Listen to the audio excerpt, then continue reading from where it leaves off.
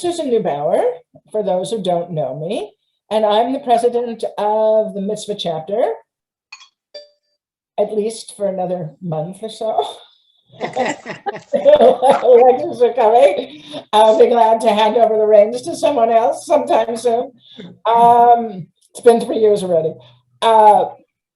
So anyway, this event has been a long time in coming. Deanna and Shirley can attest to the fact of all the emails that went back and forth since our board had this brilliant idea that in addition to all the wonderful updates that Shirley is always sending us, that we wanted to have some kind of intimate approach and find out what things were really like on the ground. And while it's finally come to fruition, just as we're beginning to step out and maybe have a few in-person events here and there, we've obviously had to deal with other catastrophes as well. So we hope that Shirley will not only apprise us and our guest Ayelet as well, will be able to tell us a little bit about all of the things they had to do and undo and prepare for during all the missile strikes and the tension on the ground in the country. So I expect we'll hear an update for that as well. And just before we get started, and I know many of you came on when Shirley last tried to do an update and we had some difficulties. So I hope this makes up for it. There are a lot of you on this Zoom. So what we're going to do is we're going to hold our questions because it'll be a little crazy otherwise. And if you have a question, just put it in the chat and I'll try to keep up with it and look through it so that I have, at the end, we can deal with some of those questions that everybody, I'm sure, will have. So at this point, I'd like to turn it over to Shirley, who I know also has a video for it, but thank you. Oh, I'm gonna mute myself. Thank you. Thank you very much, Susan. Thank you so much. Everybody can hear me? Yes. Yes. Great, great. So hi, everybody. And first of all, thank you so Before much. I just want to, Shirley, I don't mean to interrupt you, but as soon as I interrupt, but I just want to remind everybody to mute themselves for now. I'll let people perhaps ask their questions when I go through the rounds here. Okay? All right. Thank you. Great. So thank you, Susan, Diana, everyone. Thank you so much for joining us. And I'm really happy to see everyone. And I want to tell you that, you know, in Israel, we don't have a dull moment. So the pandemic is much better in Israel. The corona, we are really, really quite well off. Most of us are vaccinated, and I'm happy about that. And I really, first of all, hope that all of you will be also safe and healthy. I know in the States and in Canada, it's not so easy and the situation is not so good. And I really hope that it will be much better very soon, that we can, you know, really see you in person in Israel. And I'm glad, by the way, that also we have Canadians joining us. So this is really great. And that's the advantage of the Zoom. You see, something good came out from this pandemic, at least regarding the Zoom. So, welcome everyone. And what I was thinking, you know, Susan, you said it took some time, you know, to find a date and so on. So you see, we were like cooperating, Diana and I. We thought of a date that will be much more exciting. So, you know, I emailed the Hamas and I checked what's going on there. And then we decided to do it right after. Of course, I'm joking. So, Chaverot, we really went through very, very difficult, almost 2 weeks in Israel. And I want to tell you something. I have a daughter who's 22 years old. Some of you know her, Maya. Since she was 9 years old, which is almost 14 years ago, this whole thing began. Every 2 years, every 3 years, sometimes it lasts only half a year, sometimes 5 years. Every so often, we have this problem with the terrorist organization Hamas in Gaza. It's a different story than the Palestinian Authority. Afterwards, if you have questions and some things are not clear, then I will explain. But in Gaza, the Hamas are the rulers, meaning they are an organization, a terrorist organization that gets their money from Qatar, from Iran, and the rules of the game are completely different. So this was out of the blue. I mean, it was unpredictable, and this is what happens. There's an escalation, and then from 1 minute to the other, we have rockets. Okay, the first day it started, I think it was Tuesday, like almost 2 weeks ago. And all of a sudden, I mean, we had on the news, we knew there was escalation because they start the rockets towards, first of all, the surrounding areas, Sderot and around Gaza. And then they started shooting hundreds of rockets to Ashkelon, to Ashdod. Ashdod is my area. I live in Gan Yavne, which is about 35 kilometers from Gaza. And they started shooting all around. Just for you to understand that in 10 days, we had almost 4,500 rockets launched towards Israel. If you think about 10 days, almost 4,500, it means 450 each day. This is crazy. Imagine a city in United States that gets even 2 rockets. So this is crazy, and it is scary. It is unpredictable.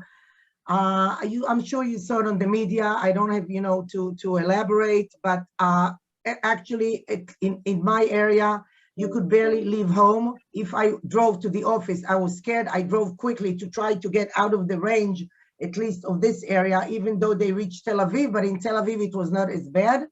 So you can't really, you drive, you're scared. You drive quickly, and I have a sheet in my a blanket in my car. So it happened that I hear a red alert, a rocket attack while I'm driving. You in the siren on the radio, you stop the car, you throw it on the ground, and you lie on the ground with your hands on your head. It's like science fiction. It's not normal. And this happened to me in the past. It happened a few times. So at home, we were most of the time at home. We have a safe room. It's like a shelter, which is on top, not on the ground, but very small room. And where I live, it's 45 seconds. You have to run to the safe room. And this happened 2 o'clock in the morning, 3 o'clock in the morning, 4 o'clock in the morning. And it happened a few times during the night. You go back to sleep, you try to sleep. And then after an hour, after half hour again. So I walk down, I run down actually, more than walk. So it's really, it's very stressful, it's tense. And you can imagine what about, excuse me, families with young children. And here I want to, in a minute, I will get into Naamat, what happened and what we did in Naamat. But imagine that about 7 million of our citizens, because the range of the rockets were from Gaza until the lower Galilee, which included also Herzliya, after Herzliya, Tel Aviv, a lot of cities around Tel Aviv, Be'er Sheva, about 7, and also Jerusalem at the beginning, about 7 million of our citizens, think about it, out of 8.5, about 7 million of our citizens were under threat. And it's unpredictable. And where I live, it was every day, during the day, a few times, and also at night. Now I want to get into what happened with Naamat, okay? And we will talk about Naamat, and then we will talk also about what happened in Israel. Because I must tell you, and I'm sure you will ask about it, and we will talk about it, what has happened in Israel, in the mixed cities, in Lod, in Ramle, in Yafo, in the Galilee, in the south, with our Arab population is even, we are very worried about that, okay? With Gaza, there is now a ceasefire. I don't know how long it will hold. I hope it will hold for a long time, and we will have to negotiate with the Palestinian Authority as well to get to peace terms. This is the best solution at the end, but it's complicated. I'm not going to get into it. But the other issue, which is very, very problematic. And this is really the future also of our country, is the relationship with our Arab population. You know that in Israel, we have 20% Israeli Arabs.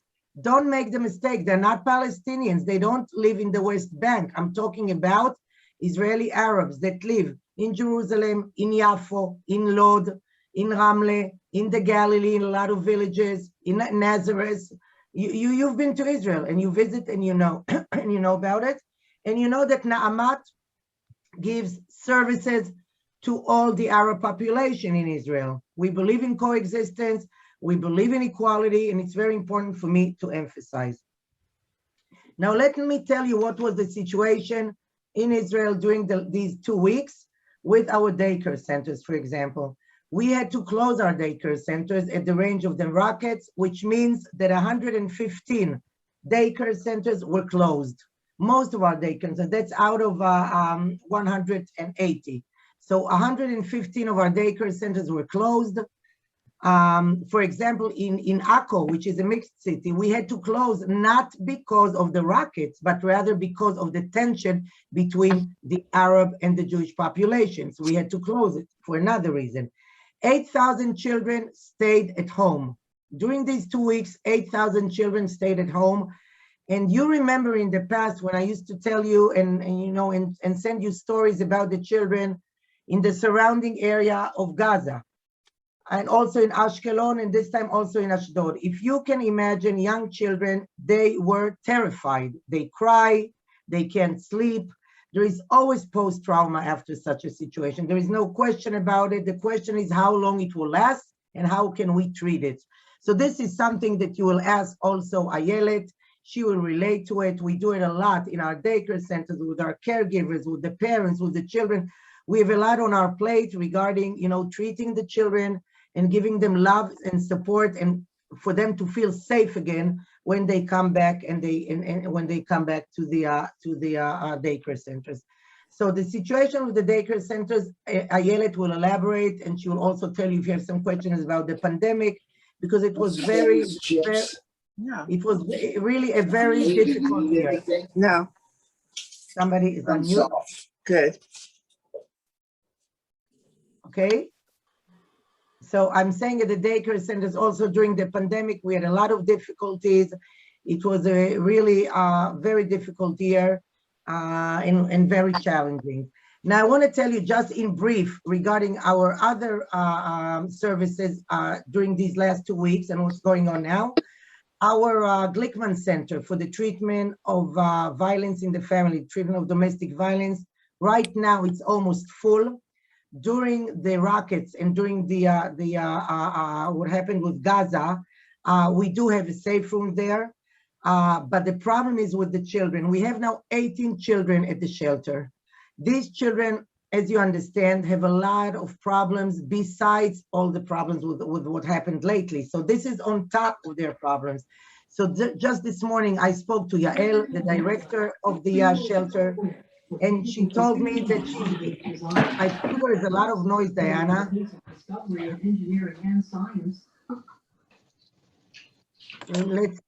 Maybe somebody has to unmute. It's Zelda. Rudy, Okay. you need to mute. Rudy John Lubov.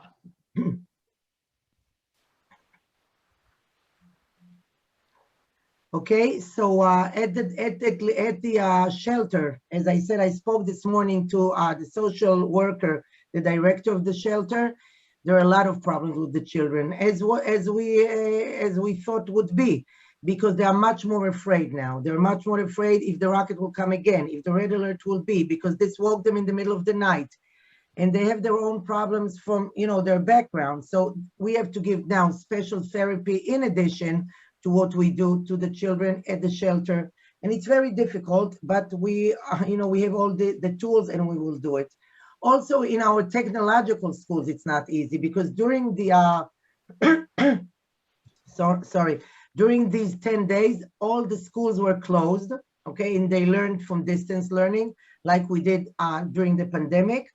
Only a small number of students who cannot be in their homes in our youth villages, in Kanot and Ayanot, stayed in the villages.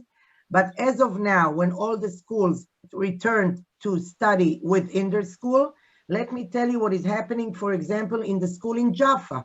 We have a school, a technological school in Jaffa, and in Jaffa we have 80 children. It's all students at risk, and it's, you know, each student there is a big in a very difficult background, is in a story by itself. Out of the 80 students, 10 students are not coming to they're afraid. They're Arab students, and they're afraid to come to school because of what happened to Jaffa, in Jaffa. Excuse me. So 10 students, Arab students, are not willing yet to come to school because they are afraid. So of course we're in touch with them. We come to their families, we speak with their parents and so on. In Lod also a mixed city, and Lod was the worst. I don't know if you saw on the media, because I saw it here on the media in Israel. It's horrible on both sides. I want to emphasize also the Jews who were extreme, which was horrible, and they burned cars of Arabs, and they did all kind of horrible things. And also on the other side, Arabs against Jews. This is horrible. It cannot continue. In Lod, we have a school that only 60% of the students returned. Okay, they are afraid. 40% of the students did not return yet to school, Jews and Arabs, because the situation is very, very tense. So this is now the situation in our schools, in our shelter. We will talk about with Ayelet about the daycare centers. I can tell you that our legal bureaus and our, you know, in giving legal advice to women all over Israel is continuing. We did a lot during the pandemic. We did a lot on Zoom, and many women are turning to our hotline at the Glickman Center for Domestic Violence. This continues. We have the Abba Center, which is for fathers, something new initiative, but I don't want to get into everything, maybe afterwards if we have more time, but all our services are continuing and continuing even more. And we are really doing our best to give the best services and the best support to our women, to our children, and to our youth. Now, I really want to take this opportunity to really thank all of you, because your devotion and your help, also the gala that you did, you know, for the scholarships. I must tell you, this is such a big help for us. These days we got hundreds of applicants for the scholarship, for the regular scholarships. It's all in my department. And now we're going through the forms and we're checking, and you know, we have close to 200 scholarships that we can give, and we have about 500 applicants. So it's very difficult. We choose it according to priorities. And I want to really thank you so much, because all your help and all the contributions on all the fields of Naamat is a big help, and we could not do without it.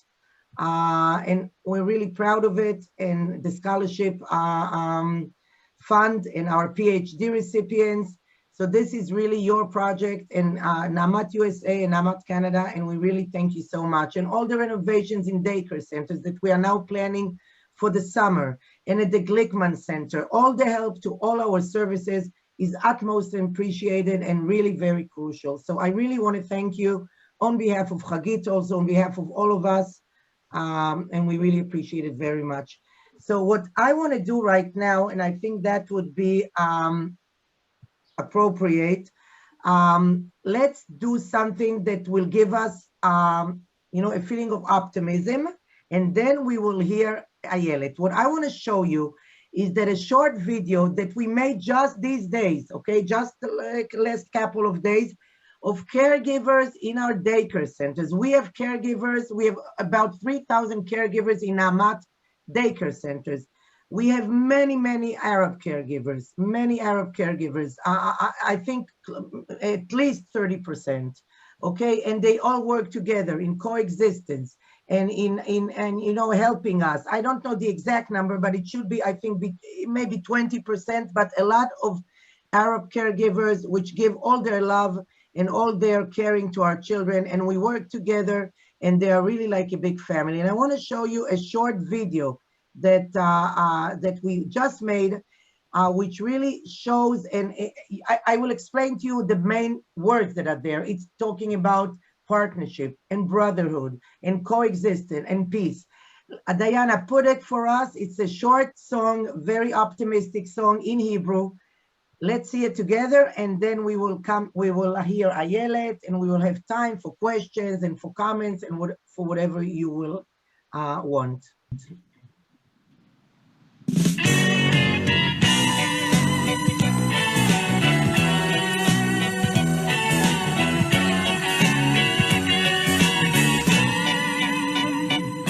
עוד נדע ימים טובים מאלה, עוד נדע ימים טובים פי אלה, שורשינו יעמיקו סלע כמו ארזים בהר.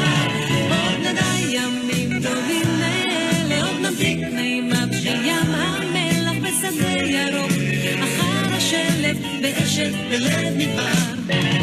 יחד כל הדרך, יחד לא אחרת, יד ביד נושיט לטוב שעוד יבוא, בוא יבוא. יחד כל הדרך, יחד לא אחרת, יחד איש של איש יפתח את לבבו. אוקיי.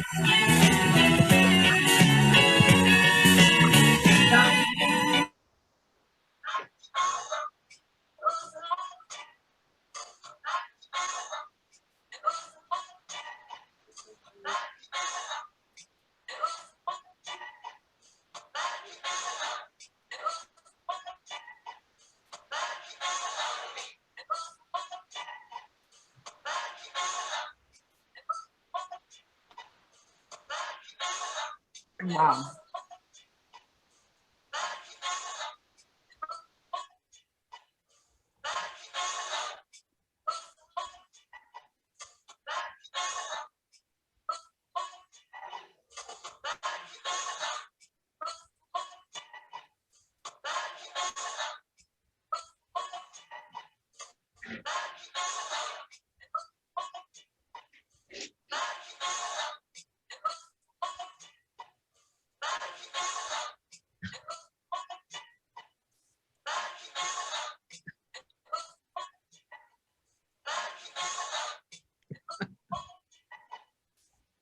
Anna, there's something wrong. Sorry. I can't. It's not working.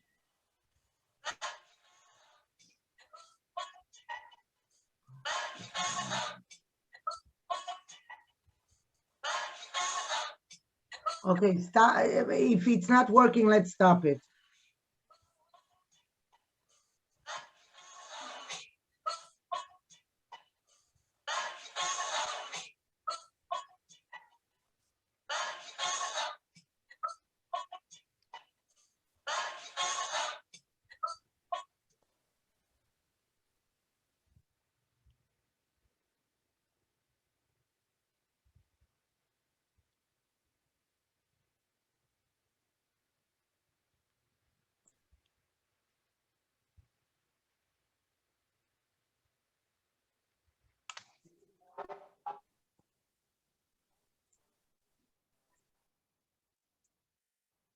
Did we lose Shirley? No, Shirley, I'm here. I don't know. I don't really know what just happened, but let's continue. Anna, I'm here, but I think the video didn't work, or maybe I didn't see it. But did you see the video? Did everybody see Part of it? it. I'm not sure what. Part of it. Okay, really Can we- sorry. There I are don't know. still people who are unmuted. Murray Rubin and Susan Miller and other people are unmuted, and so we get a lot of background noise. Okay, so let everybody mute this. Can you hear me? Can you hear me? Good, good. Okay, so I'm sorry the video you saw just part of it, but you understand the idea of Yachad. Yachad is together. Yachad kol haderech, together all the way. It's a beautiful Israeli song, and it really resembles what we are trying to do, to promote coexistence and to work together. I just checked while the video began.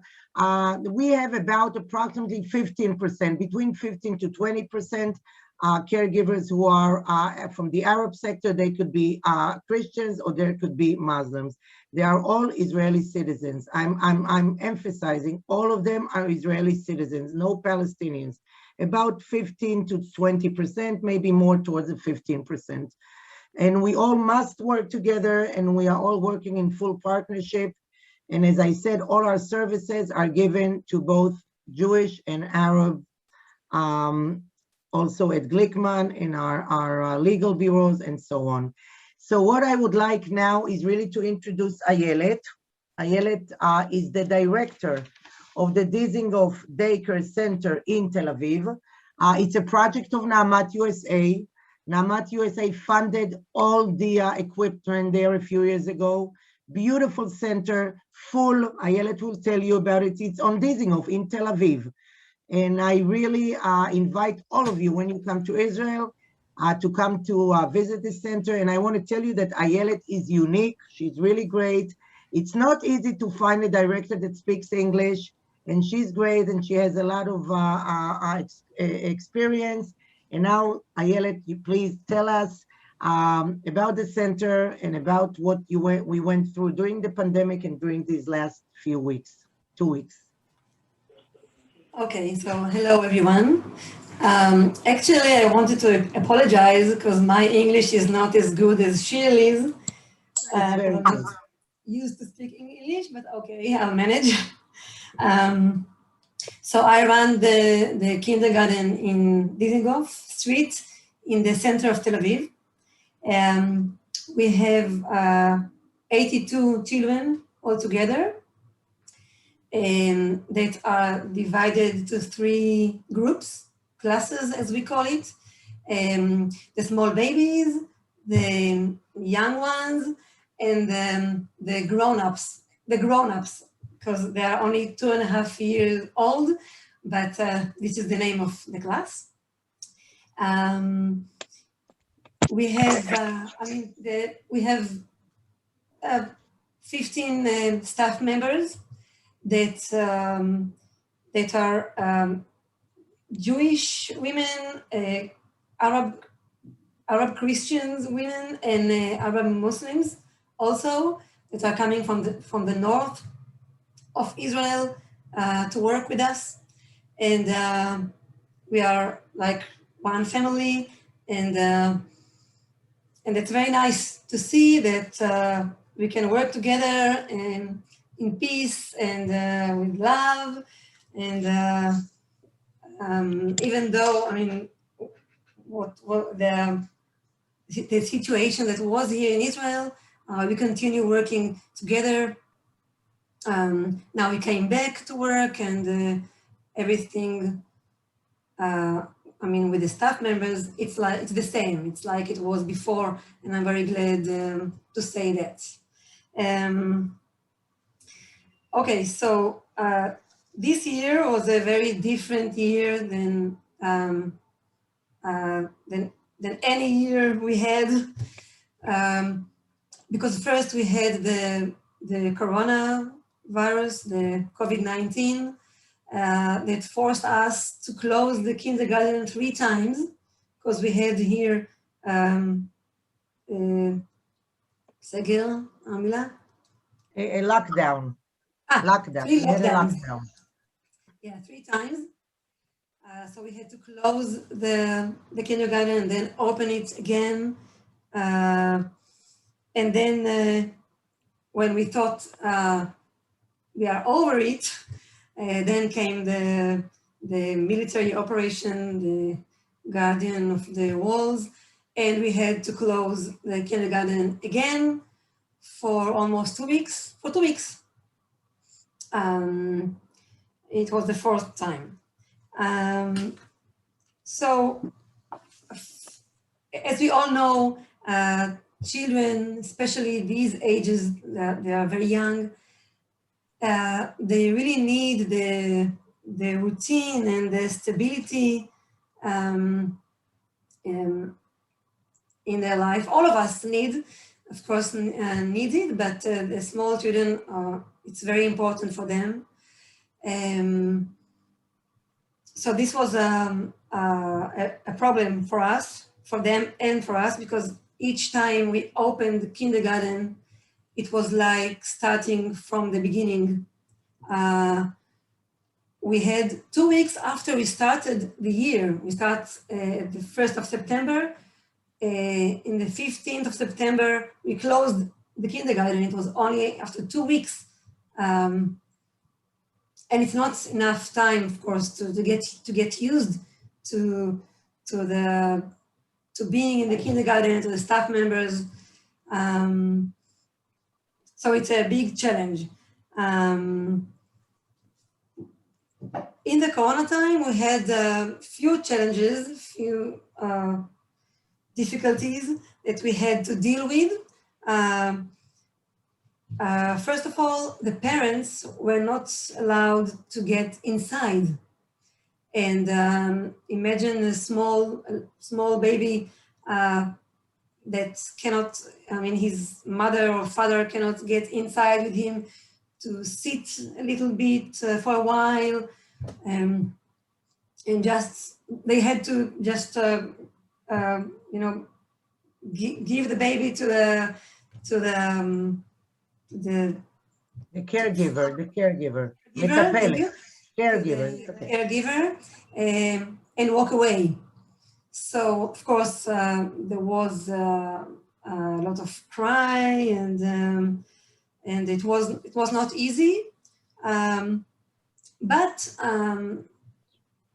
I can say that we got used to it, and now it works okay. They are still not allowed to get inside the kindergarten. I mean, only to get to the door, but we know how to do it. Of course, I talked a lot with the caregivers, the staff members, about giving more empathy to the parents, of course, to the children, but we do that every day. With the parents, it's not easy for them. It was very difficult. I had many phone calls and SMS, and to see that everything is okay after they had to go to work. They were very worried about the children, for the children. So that's one thing. I hope soon we can let them all get inside and work as we used to before. Another thing was as I said before, the routine was, we broke the routine. I don't know how to say it. Yeah, every time. Ayelet, let me emphasize what you said, because this is something very important that I'm not sure all of you understand. These small children, it takes them a while to get adjusted at the September 1st, the beginning of the year. What happened in Amat, that we had 3 times beginning of the year, or even more. Every time there's a lockdown and we had to stay at home for 2 weeks, for 3 weeks, it began all over, crying. They didn't want to leave their parents, and it was a big mess. Now, if they don't want to leave their parents and they're not allowed the parents to come into the classroom, imagine what was every morning at the entrance of our daycare centers. Very stressful. Thank you, Ayelet. Continue.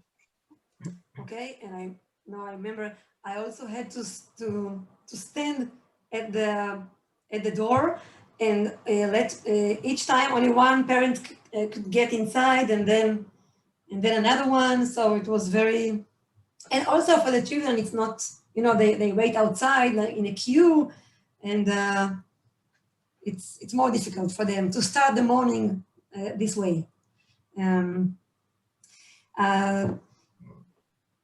So as I said before, another challenge was that each time they got used to it, to the kindergarten, to everyone, and then we stopped it because we had to close the kindergarten, and then for, I don't know, 2 weeks or 3 weeks, they stayed at home with their parents.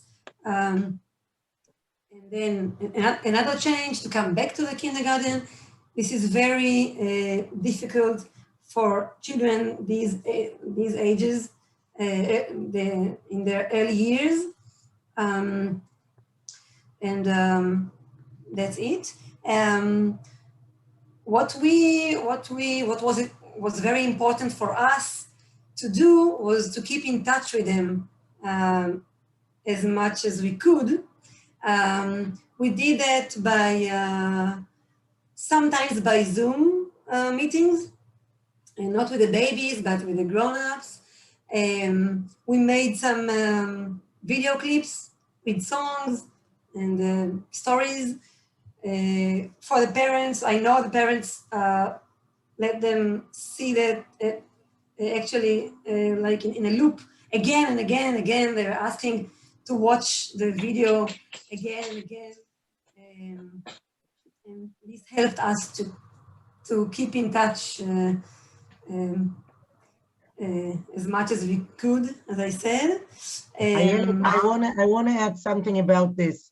Chaverot, you have to understand that when in Israel, there was lockdown, so we had, Naamat went twice or three times, I don't even remember anymore, on an unpaid leave, which means that all our daycare center staff, myself, Chagit, everyone, we were all on unpaid leave, even though the caregivers were on unpaid leave, they kept in touch with their children, with the parents. As Ayelet said, they made clips from their home, Zoom, even though they actually were on unpaid leave. So their commitment to our children was really beyond, really well beyond what they really had to do. And this is very much appreciated by all of us. Thanks, Ayelet. תמשיכי, יופי. Okay, one more thing that we did. It was an idea of mine. We, during the lockdown, we invited the volunteers from youth movements, the Hanoar Haoved, it is called. It's like Boy Scouts. Some of you know. Boy Scouts, No, it's a youth movement, yeah. And one afternoon they came with the paints and brushes, and we painted all the playground outside, and then we sent the pictures of us working and to the parents to show the children, like to see what is waiting for them, like a present or surprise for them when they come back to the kindergarten. Okay, and then, as I said before, after we thought, okay, we are over it, and we are back to the kindergarten and to our routine with the children, the military operation started, and again we had to close the kindergarten. This was much more difficult, I think, as Shirley said before, because there were a big tents in the air, a lot of fear. It was not just staying at home with the parents and having fun. All of us were very tense, frightened, to hear imagine hearing the voice of the siren in the middle of the night, and you have to run to the shelter. את יכולה עכשיו להראות גם, איילת. את יכולה בהחלט. Great. תגידי מה את מראה, תגידי להם מה את מראה. Okay. So now I want to show you a video, a 2-minute video clip that my husband made. My husband has many colleagues all over the world, and they asked him, they wanted to understand how it was here for us during this period of time. So he just took the camera and really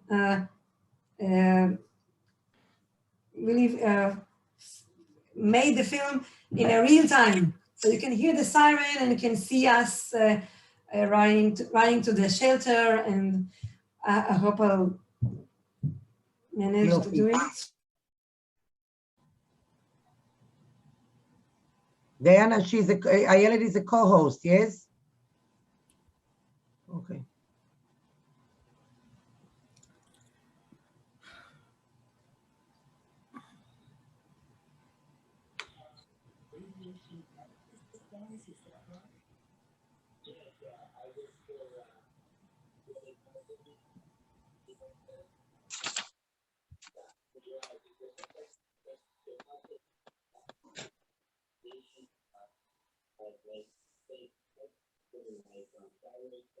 מסתדר לך, איילת?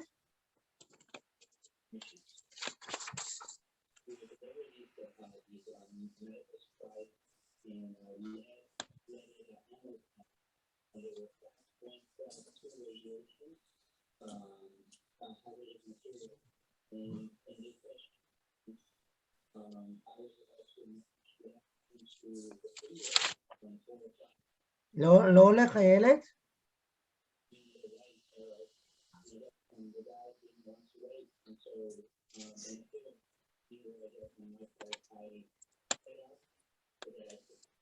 לא הולך? לא, אם לא, אז לא. לא רואים את זה? לא. רגע.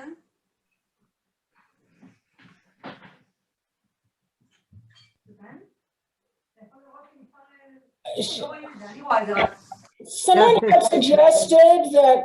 רגע, שנייה. One second, it will be okay, one second. את יכולה לבקש, אם בעלך נמצא שהוא יבוא, בלי להתבייש. כן, הוא בא. מה שהיא לא מצליחה גם.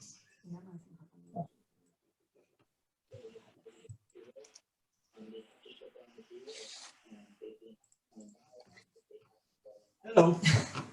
תודה.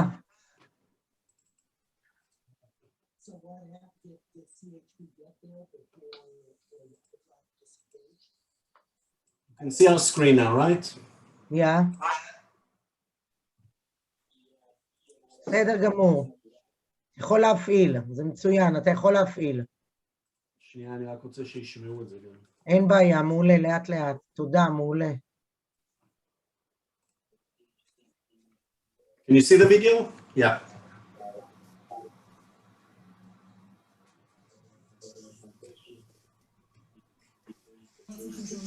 So what you see here is the news, and on the right-hand side, you can see the messaging telling us where rockets are falling in the state of Israel.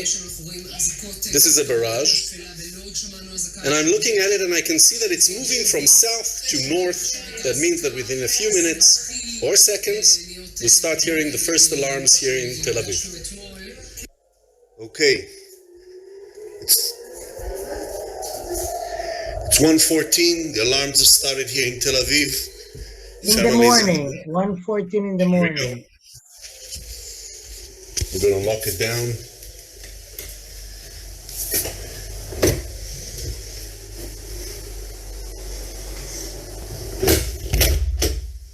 And we're locked down in the room.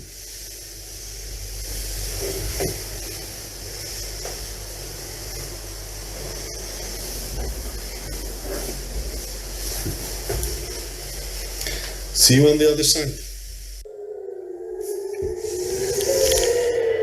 It's 1:49. We're going into our second session today. The family has run to the room. On my way. We're at the 40-second mark. I've got another 40 seconds to get to the room.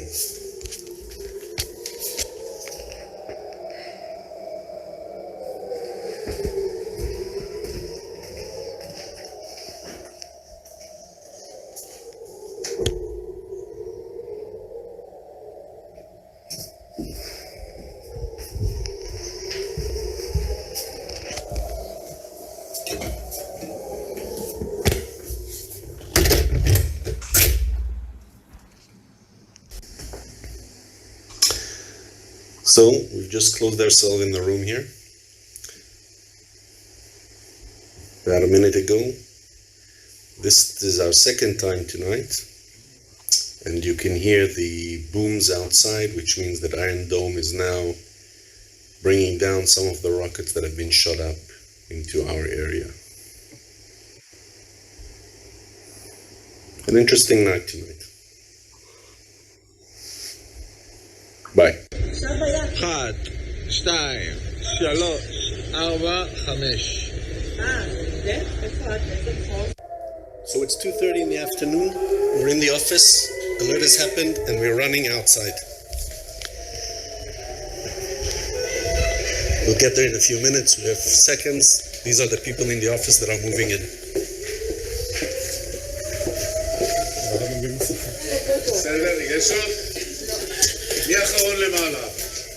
And this is how it looks on a working day.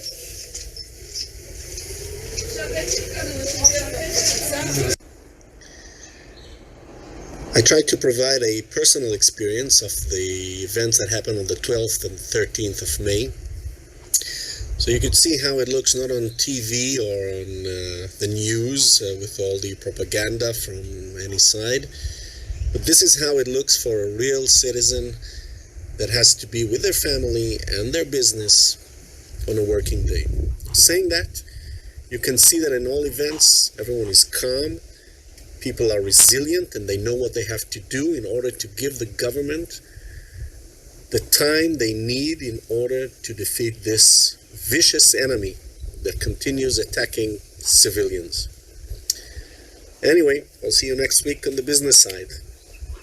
Bye. מעולה, תודה רבה. מה שם בעלך, איילת? אלוף. מה שמו? דותן. דותן, כל הכבוד, מעולה, באמת מעולה. חברות, this was something very special because it really showed on a personal basis, and you have to understand that in Tel Aviv, it was 90 seconds, a minute and a half. Where I live, it's 45 seconds, half the time. Ashkelon is 30 seconds. The Gaza, around Gaza, the surrounding Gaza, and Sderot is 15 seconds. So it's impossible. I mean, even a minute and a half in the middle of the night, but during the day, then okay, they walk.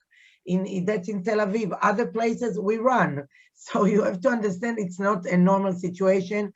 And thank you very much, Ayelet and Dotan, for sharing this with us. I think it will be great now if we open the floor for questions, for comments. איילת, יש לך עוד משהו חשוב או שנפתח את זה לשאלות? כי לדעתי ירצו לשאול יש עוד משהו שאת רצית עוד להגיד? לא, רק להגיד שלילדים בתל אביב אין את המקלט בתוך הדירה והם רצים למדרגות. תגידי את זה. אחד לא מספיק. אוקיי. אז את יכולה להגיד את המשפט הזה ואז נפתח את זה לשאלות. אוקיי. So I only wanted to add, as you could see, in my apartment, we have the shelter inside the apartment. But most of the buildings in the center of Tel Aviv, where our children live, they don't have a shelter inside the apartment. And also sometimes not in the building. What they do is they have to wake up the small babies and run to and sit outside, not outside, in the stairway. In the corridor, right, in the stairway. This is very frightening, and it happened that in Ashkelon, people were injured.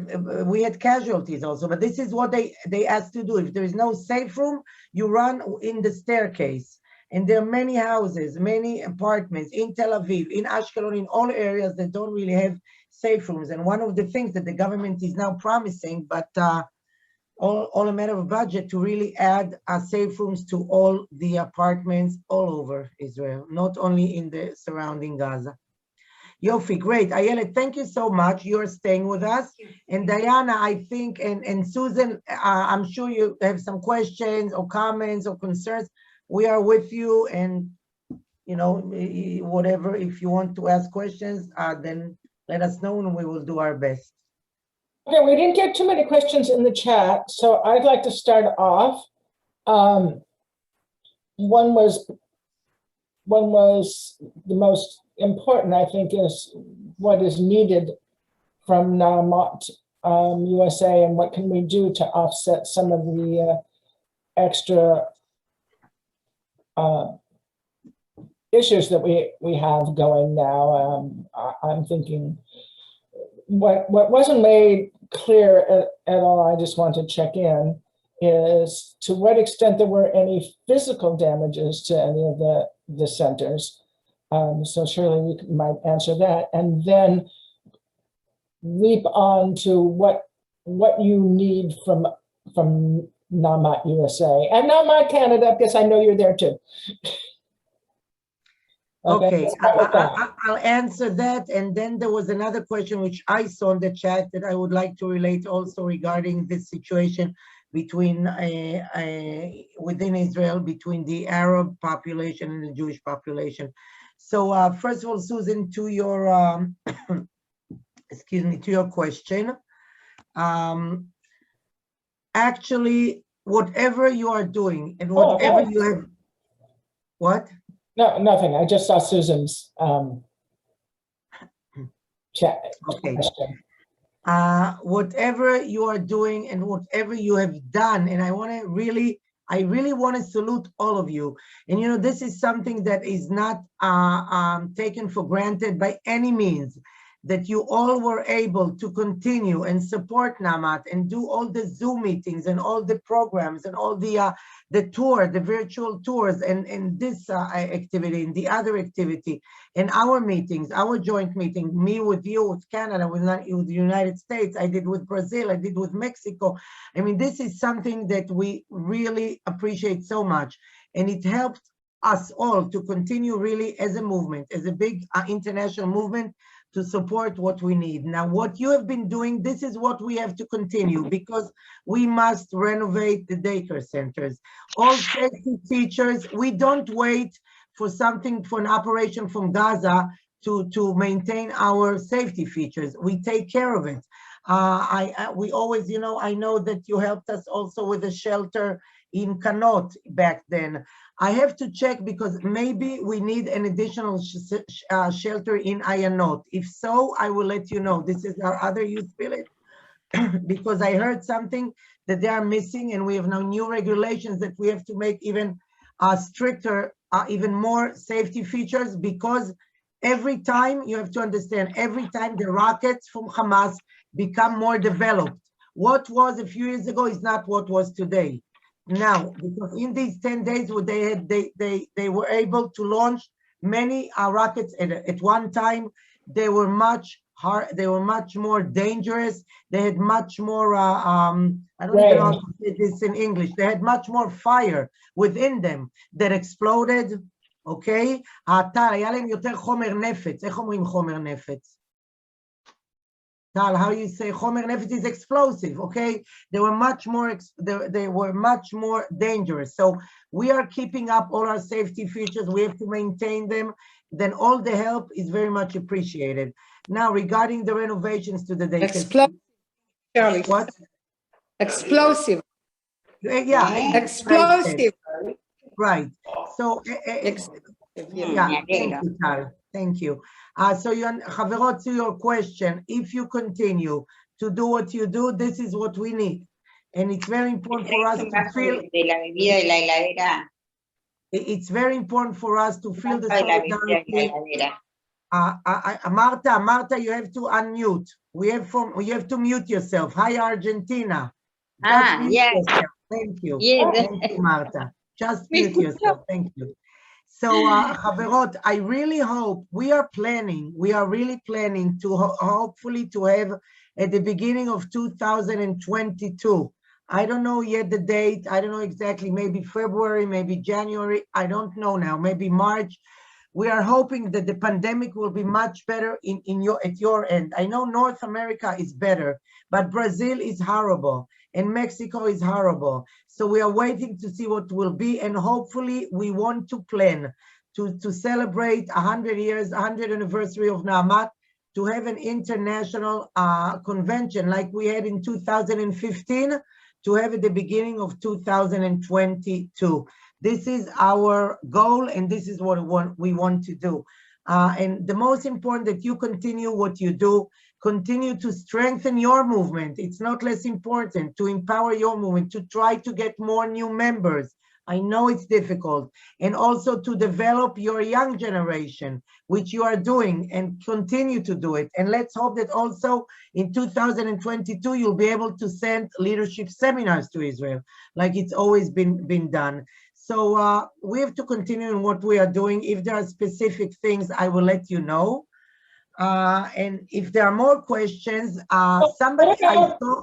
Shirley, in addition to all the constant safety renovations and maintenance and so forth, would it be helpful, given the trauma that so many children have been through, and not just those that are in the Goodman Center, but all of the children, and especially the young ones, would it be helpful to have more social workers on the job? Oh, I'll tell you, good question. Thank you, Susan. First of all, Chaverot, we have 19 multi-purpose centers, close to 2,000 children at risk. Naamat is the biggest organization that has so many children at risk. We have 19 centers that operate from 7 in the morning till 7 in the evening. It's like their first home with social workers. Now, all the help that we can have for activities, for special activities in these centers is always utmost important, is in all days, especially now, but all through the years. Also at the Glickman Center, and this Naamat Canada is very much involved, and we appreciate so much, and also Naamat USA.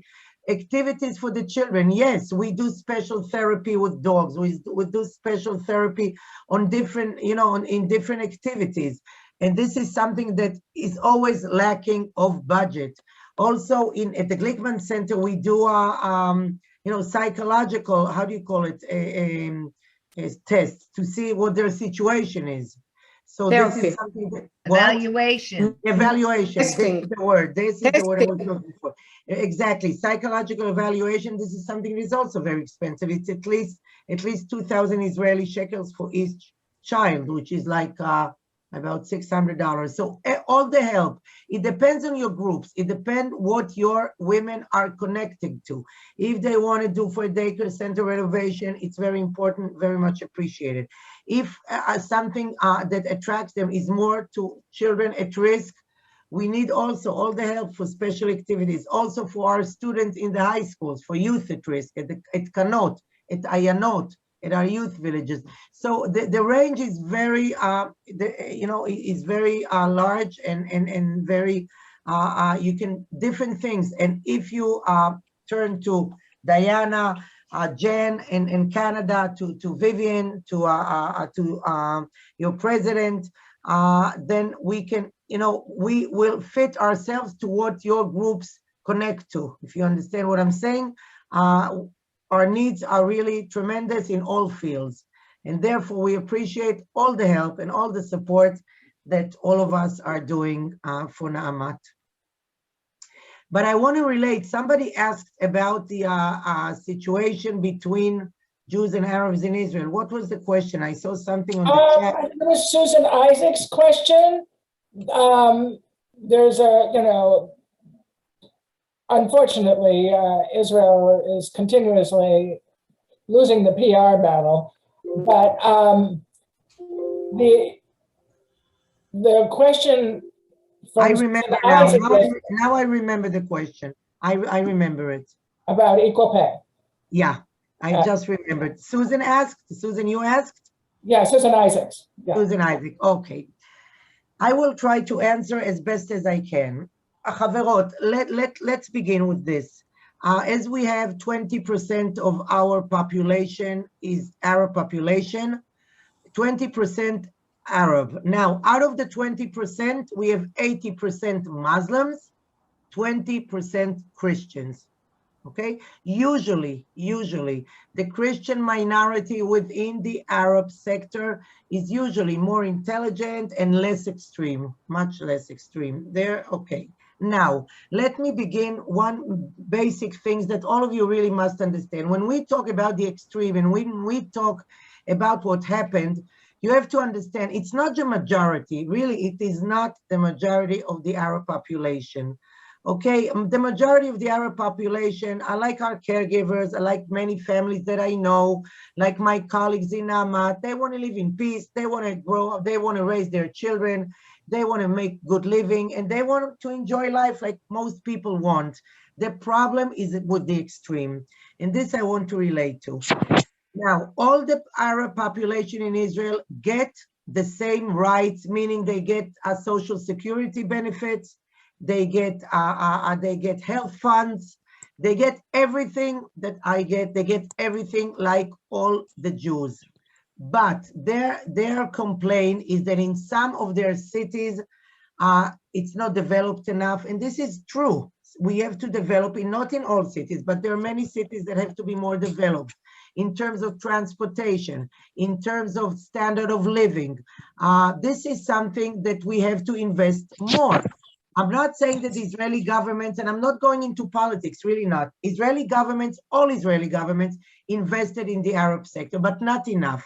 There are places that they have to invest more, and this is one of the complaints, and I believe this is my feeling, and I think I resemble the majority of Israelis. To hear that, what situation is regarding the Arabs. Somebody is not on mute. Zelda, please unmute. Oh, Please. I'm sorry. Okay. Okay, you're right.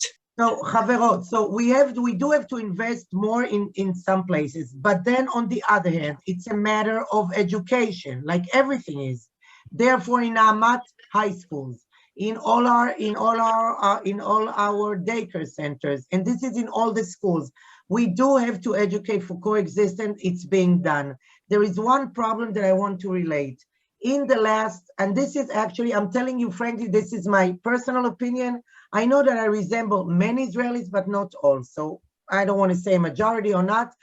There was a problem, and as I said, I'm saying my opinion. There was a problem with the Arab leadership in the last, I would say, maybe 10 years, something like that. Some, not all, but some of the Arab leadership became more extreme, which means they started identifying themselves as Palestinians, not as Israeli Arabs, but they were talking about, it's like bon ton. It's like something that is something, you know what bon ton is like? They felt that they want to identify themselves as Palestinians.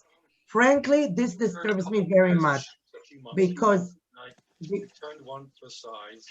I can't continue if somebody. Everybody, please make sure you have muted yourself. Okay. Somebody has their some guy. Okay. Okay. So as I said, some of the Arab leadership did become more extreme, and they influenced the extreme within the Arab society, and this is a problem. So what I think, it has to be mutual responsibility. Yes, it's responsibility of the Israeli government to invest more within the Arab sector. There is a lot of violence in the Arab sector, and this is the problem with our police, because our police did not collect all the arms within their cities. There are a lot of guns in Arab cities. It's not like United States that you're allowed to hold guns. No, and our police did not do their job well enough. So this is our responsibility, and we have to do better. Then on the other hand, their leadership must do better with towards their population. They should, for example, right now, there were some that really talked about coexistence, and there was, by the way, a nice meeting with mayors, with Arab mayors and Jewish mayors, that made a press conference saying that we have to do coexistence, we have to live together, and we have to help each other. This is great, but it's not happening enough. It's not happening with all the Arab leaders, and this is something that's their responsibility. So therefore, and as I think, and many, I think I do talk on behalf of many Israelis, it has to be mutual on both sides. We have to take responsibility. I'm not saying that we don't, we do, because something happened and we have to take responsibility for our citizens. But then on the other hand, they have to take responsibility, and their leaders must be more active to promote coexistence and to talk about it. And by the way, Chaverot, the scholarship fund, okay, this is important for me to emphasize. The scholarship fund of Naamat, we also give to students from the Arab sector, but it's on an equal terms. Israelis, Jewish have to be after army service. if a student from the Arab sector applies for a scholarship, she must do Sherut Ezrachi. She must do civil servant. Okay, she must do at least 1 year of civil service within. It could be within her community, in hospitals, in schools, in education. Elliot, somebody's talking. Elliot, please mute. Elliot Miller. Who's Elliot Miller? Okay. Okay, it's unmute. So you see, Chaverot, this, for example, Na'amat, and this is something that I don't give any excuses. If a student from the Arab sector does not do civil service for 1 year at least, also religious women from Jewish, then they cannot apply for a Na'amat scholarship. So we have to do it equal for the Jewish sector and for the Arab sector. But all in all, these are our civil citizens. We have to promote coexistence. We have to strive for coexistence, and we must live together. There's no other way. This is the future of our country, and this is what we have to do. So I hope I answered at least some way your concern, Susan. Shirley, I have a question for you. I did a chart that's made up of the inequalities between Arabs and Israelis. And the fact, I stated some of the facts: 2.3 million square miles of land, the 7,000 square miles of land in Israel. I took the population, 422 million Arabs against like 8 million Israelis, citizens. And I made up this chart. It's about 20 different items where I compare to let the world know of all the inequalities when the two nations when Israel faces the country, they don't just face one country, they face several countries. And all those things should be taken into consideration. I sent this to the Times of Israel, and hopefully they're gonna do that chart so people can see for themselves. There's just the Jews are not allowed to be in any Arab country, and yet Arabs live freely in Israel. These are all things that Ellen, you are right, and they study in the universities and they get scholarships, and you're right about that. That's why I say that it's a mutual responsibility. They have a lot of rights that they have to be also appreciative of, and then on the other hand, there should be equality in some fields that we do have to improve. You are right. I thank you. Yeah, and the Israelis have occupied the land for over 3,300 years. And the Palestinians started the thing in 1948. I know this is a whole new argument of things, but I think more people should address the news, hopefully address the media and let them be aware of all these inequalities. Thank you. All of you should be our advocates as well. So it's very important that all of you write to your editorials, whatever you can do, or even, send to your friends. It's very important that the American Jews should understand. And I know also today, it's not so simple, and I'm not getting into politics, and but really it's not simple. And I know you have some extreme also in the Democratic Party. So you have to, let the American public know the reality. And then but we all hope, I must tell you, in Israel, that we should negotiate with the Palestinian Authority in the near future more than we did. We didn't do enough. This is the problem that Hamas grew, and Hamas got stronger in the last 10 years. Because Israel did not negotiate enough with the Palestinian Authority. We must get together with the moderates. You understand? We do have to make connections with the moderate Palestinians in order to put Hamas to decrease the power of Hamas. Hamas are extreme. You cannot deal with them right now. But the Palestinian Authority is also not so easy. But we must to get. We must, make ties and make better relationship and better trust with the Palestinian Authority. This is my opinion. and we must have peace at the end. We can't lose hope, okay? All of us. Do you agree? Definitely. Yes. Okay. I have one last question if I could ask. I think for Ayelet, I was really impressed by your video and how calm, both at home and at the office, people were, understanding that in Tel Aviv you had 90 seconds, and where Shirley lives, it's a lot less time to get there, and they have to jog there or run. But one, can I assume that there are drills that people have that apartment buildings and offices have to be properly prepared for this, so there isn't a stampede? And maybe this question, part two of my question is, for both of you, though, one of the recent slides that you shared with us, Shirley, just a few days back, I think, was of the students I don't remember whether it was Kanot or the kids in the safe room. And I was just curious, and I know I had seen the safe room when we had the national convention, and we went to the one in Sderot.